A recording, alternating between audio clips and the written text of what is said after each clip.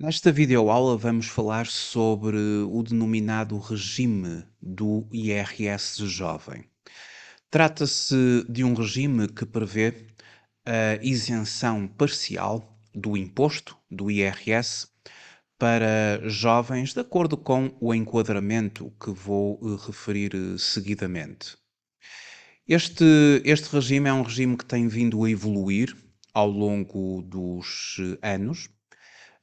Tudo começou com o Orçamento Geral do Estado para o ano 2020, o qual, na altura, considerava que os jovens com determinadas características que já vamos referir, gozariam de isenção de IRS de 30%, de 20% e de 10%, 30% num primeiro ano, 20% num segundo ano, 10% num terceiro ano, até aos limites que estão aqui identificados neste quadro. Isenção de 30% no primeiro ano de atividade, até ao limite de 7,5 vezes o indexante dos apoios sociais, depois 20% no segundo ano de atividade, até ao limite de 5 vezes o indexante dos apoios sociais e 10% num terceiro ano de atividade, até ao limite de 2,5 vezes o indexante dos apoios sociais da altura. Posteriormente, o Orçamento Geral do Estado para o ano 2022 alargou esta isenção parcial até 5 anos de atividade profissional, até ao quinto ano de atividade profissional, após conclusão do curso, como já vamos ver. 30% primeiro e segundo ano, 20% e 20% de isenção terceiro e quarto e 10% de isenção ao quinto ano de atividade, com os limites referenciados aqui neste quadro e em função do indexante dos apoios sociais. A partir do Orçamento Geral do Estado para o ano 2023, ou verificou-se um aumento da isenção, bem como um aumento do limite até ao qual a isenção é concedida. 50% no primeiro ano, 40% no segundo ano de atividade, no terceiro ano 30%, no quarto ano 30% e 20% no quinto ano de atividade, com os limites que estão aqui também referenciados. Este é o denominado IRS jovem. Mas vamos ver como é que realmente isto funciona, uma vez que fazemos aqui neste manual uma evolução do regime, e o meu foco será, obviamente, naquilo que a partir de agora está em vigor. A Lei 24D de 2022, 30 de dezembro, o denominado Orçamento do Estado para 2023, reforçou o IRS jovem, aumentando o limite de isenção para efeitos de IRS, aumentando a percentagem de isenção para efeitos de IRS, acompanhado pelo aumento do respectivo limite. Isto é aplicável a jovens entre os 18 e os 26 anos. Poderá ir até aos 30 no caso de a qualificação do jovem ser o doutoramento. E, regra geral, com qualificações de nível 4, aqui entre os 18 e os 26, que se trata de um curso profissional ou um curso superior, no sentido de proceder ao aumento da isenção parcial aplicável aos rendimentos dos jovens. Para 50% no primeiro ano, portanto, 50% do rendimento do trabalho dependente, e também se considera agora categoria B, categoria A e categoria B. 50% de isenção no primeiro ano, 40% no segundo ano, 30% nos terceiro e quarto anos e 20% no último ano, que será o quinto ano. Simultaneamente, haverá limites máximos de isenção. E esses limites máximos de isenção corresponde relativamente às percentagens, aliás, relativamente aos limites que estão identificados aqui neste mesmo quadro. Ora, em relação à questão do IRS jovem, a base legal de tudo isto está comportada no artigo 12º-B do Código do IRS. Neste manual coloco o respectivo texto legal, o artigo 12º-B do Código do IRS, e depois faço uma análise deste mesmo artigo.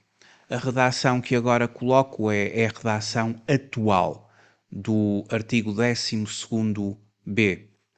Fazendo uma análise desta nova redação do artigo 12º-B, com isenção de rendimentos das categorias A, trabalho dependente, e categoria B, rendimentos empresariais e profissionais, ficam parcialmente isentos de IRS os rendimentos da categoria A e B, auferidos por sujeito passivo, cuja idade esteja compreendida entre os 18 e os 26 anos, que não seja considerado dependente nos 5 primeiros anos da obtenção de rendimentos de trabalho após o ano da conclusão de ciclo de estudos igual ou superior ao nível 4 do Quadro Nacional de Qualificações, mediante a opção na Declaração Modelo 3 do IRS. Portanto, o sujeito passivo fará a opção na sua Declaração Modelo 3 de IRS.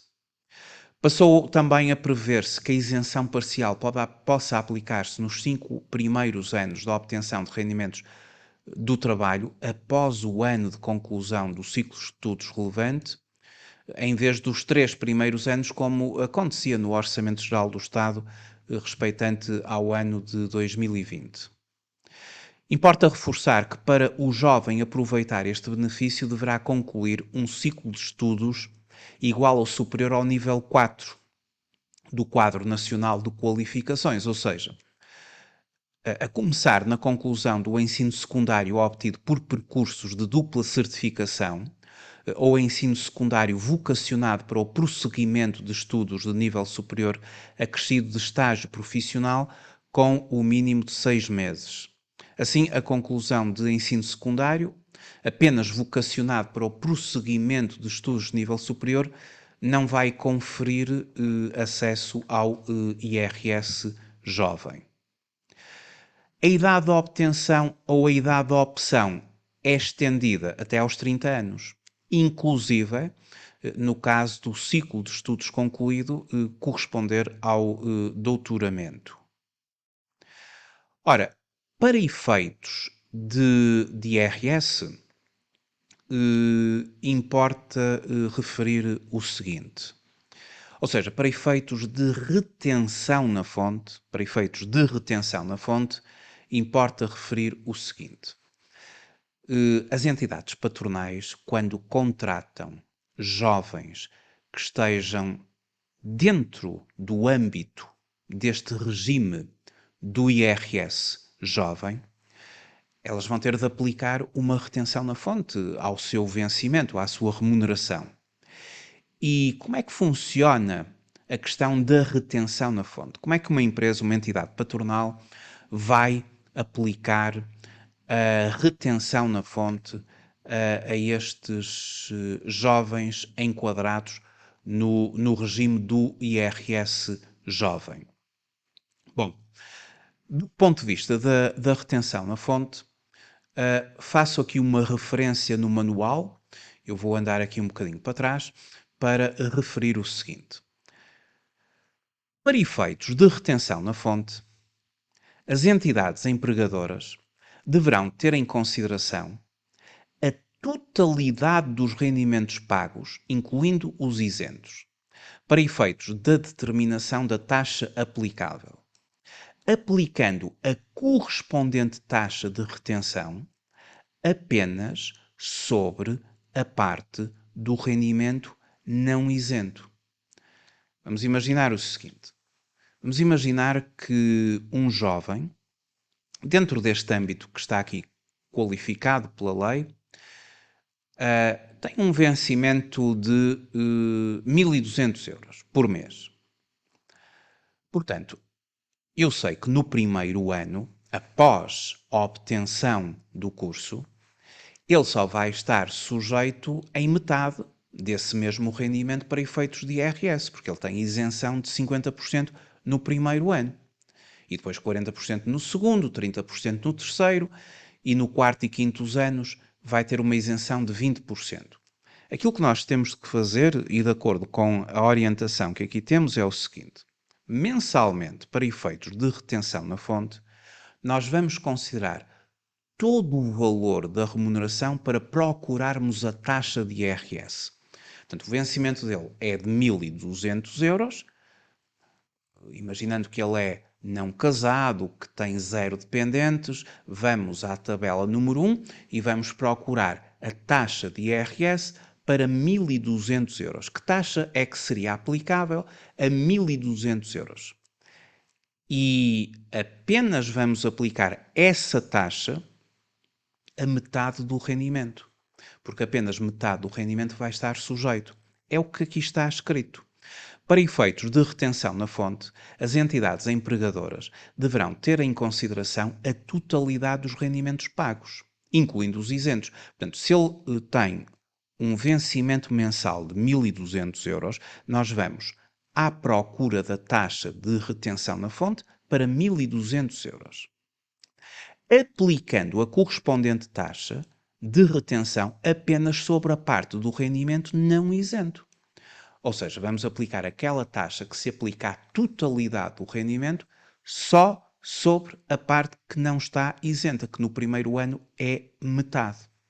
Depois no segundo ano isto, e no terceiro, e no quarto e quinto isto altera, não é? Porque no segundo ano está isento 60%, portanto não está isento 60%. No segundo ano está isento 30%, ou seja, não está isento 70%. E no quarto anos e quinto está isento 20%, portanto não está isento 80%. Aplica-se a taxa a 80%, que é a parte que não está isenta.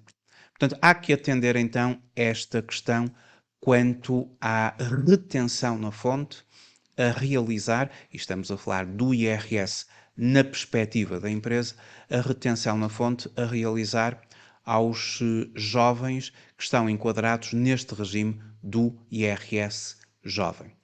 Muito obrigado por ter assistido a esta videoaula e até à próxima.